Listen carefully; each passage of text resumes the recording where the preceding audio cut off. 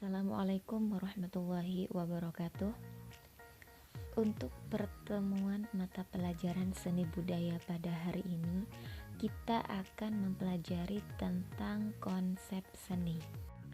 Adapun kompetensi dasarnya ialah 3.2, yaitu memahami konsep seni, dan 4.2, yaitu mempresentasikan konsep seni.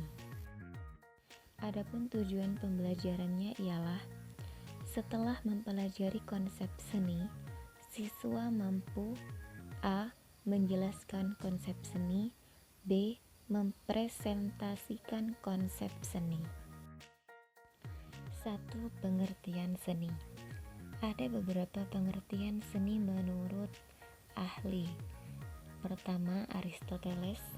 Kedua, Leo Tolstoy. Ketiga, Ki Hajar Dewantara. Dan keempat, Akhdiat Kartamiharja. Aristoteles merupakan seorang filsuf terkenal dari Yunani. Ia berpendapat bahwa seni ialah kemampuan membuat sesuatu dalam hubungannya dengan upaya mencapai suatu tujuan yang telah ditentukan oleh gagasan tertentu. Yang kedua, Leo Tolstoy. Beliau adalah sastrawan terkenal di Rusia. Menurut Tolstoy, seni merupakan kegiatan sadar manusia dengan perantaraan atau medium tertentu untuk menyampaikan perasaan kepada orang lain. Yang selanjutnya adalah Ki Hajar Dewantara. Ki Hajar Dewantara merupakan tokoh pendidikan nasional. Ia berpendapat bahwa seni adalah keindahan. Setelah itu, beliau menyampaikan bahwasanya seni ialah segala perbuatan manusia yang timbul dari perasaannya yang bersifat indah hingga dapat menggerakkan jiwa dan perasaan manusia. Terakhir, Akhdiat Kartamiharja. Akhdiat Kartamiharja ialah seorang sastrawan dan penulis di Indonesia. Beliau berpendapat bahwa seni ialah kegiatan manusia yang merefleksikan kenyataan dalam suatu karya yang berkat bentuk dan isinya mempunyai daya untuk membangkitkan pengalaman tertentu dalam alam rohani si penerimanya. 2. Teori-teori seni. Ada beberapa teori tentang seni yang pada dasarnya dapat digolongkan dalam beberapa kelompok pemikiran. A. Teori mimesis. Kata mimesis berasal dari bahasa Yunani. Teori mimesis pertama kali dicetuskan oleh Plato. Plato ialah guru dari Aristoteles. Beliau juga seorang filsuf dari Yunani. Kata mimesis agak sukar dicari karena bagi Plato, mimesis ini tidak saja berlaku untuk seni rupa, melainkan juga berlaku untuk seni musik, drama, dan sebagainya. Teori ini berpijak pada pemikiran bahwa seni adalah suatu usaha untuk menciptakan tiruan alam. Teori mimesis ini amat penting dalam tinjauan seni karena setelah zaman Yunani, konsep ini dihidupkan kembali dalam seni Renaissance dan sampai sekarang masih cukup berpengaruh. Inti dari teori mimesis ini ialah perkembangan seni naturalis baik secara formal maupun sebagai pengenalan pengalaman. B. Teori instrumental. Artinya, seni sebagai sarana penyampaian perasaan, emosi, dan sebagainya. Seni adalah sarana kita untuk mengadakan kontak dengan pribadi si seniman ataupun bagi seniman untuk berkomunikasi dengan kita. C. Teori formalistis. Teori ini merupakan reaksi terhadap kedua teori di atas karena menganggap bahwa keduanya tidak memberikan standar penilaian estetis. Mereka berpendapat bahwa elemen-elemen bentuk pada suatu karya seni juga memancarkan nilai-nilai estetis. Harusnya seperti itu. D. Teori-teori abad ke-20. Nah, teori ini lebih praktis dan meniti beratkan pada kritik dan apresiasi. Nanti di semester ganjil kita akan belajar bagaimana cara mengkritik dan mengapresiasi suatu karya seni. Pada abad ini, seni merupakan suatu tindakan kreatif. Pertama-tama, ia adalah suatu realita yang diciptakan, dan kedua, ia harus bisa memberikan kesempatan dan kemampuan untuk penghayatan estetis atau keindahan. 3. Konsep seni ditinjau dari aspek fisik, isi, estetis, dan nilai. Pertama, aspek fisik. Seni dipandang sebagai segala bentuk yang memiliki nilai keindahan. Itulah yang dipahami oleh masyarakat pada umumnya.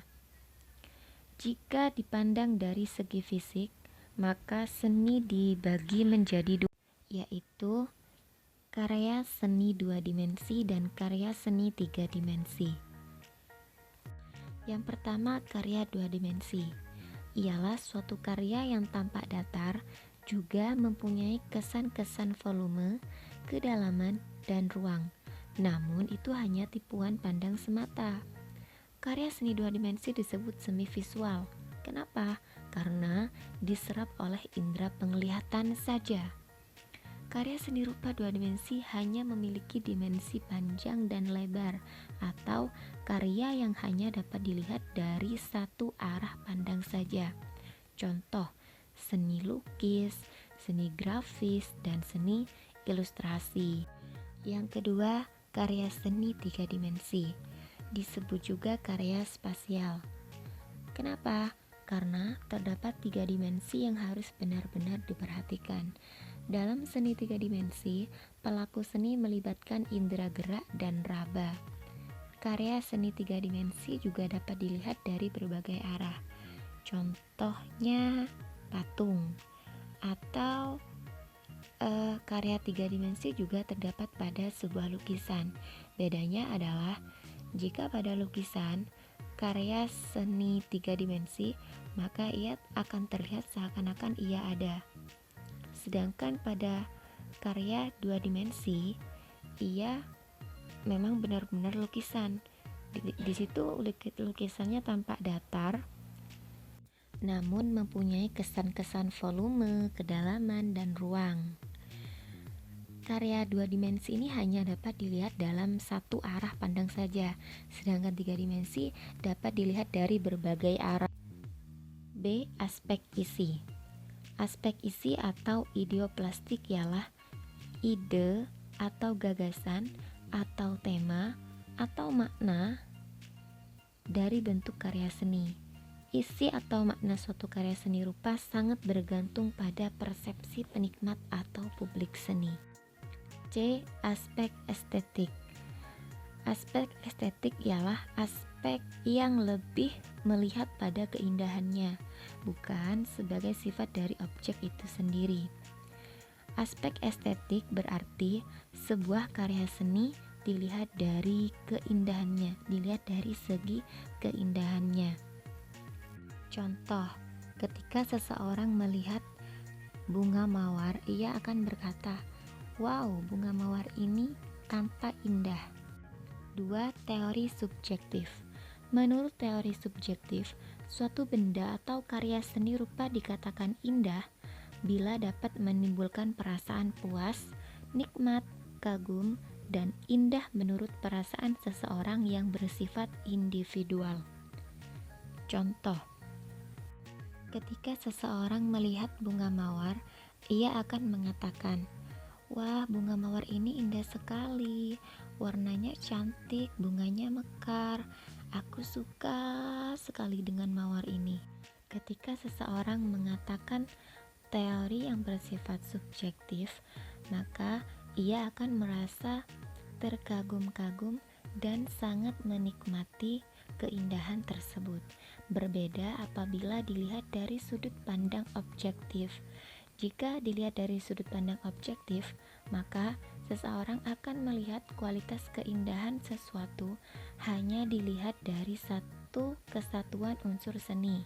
Intinya hanya sekedar suka saja. D. Aspek nilai. Aspek nilai ada 3. Pertama, nilai pakai. Kedua, nilai kisah. Dan 3, nilai formal. Pertama, nilai pakai adalah nilai ekonomi. Maksudnya nilai yang berkaitan dengan mata uang. Contoh, ketika seseorang membuat karya seni, kemudian ia menjualnya, maka di situ karya seni tersebut memiliki nilai ekonomi. Yang kedua, nilai kisah. Maksudnya bisa berupa nilai religius, moral, atau historik. Contohnya pada karya seni rupa 2 dimensi, yaitu pada lukisan. Biasanya sebuah lukisan memiliki nilai religius sendiri.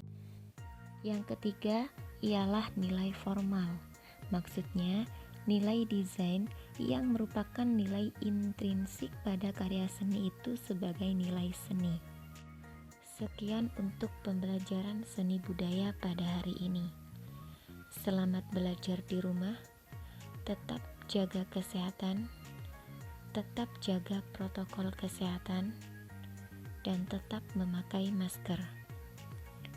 Jika ada yang mau ditanyakan, silahkan bertanya. Jangan malu bertanya, karena apabila malu bertanya, maka ia sesat di jalan. Wassalamualaikum warahmatullahi wabarakatuh.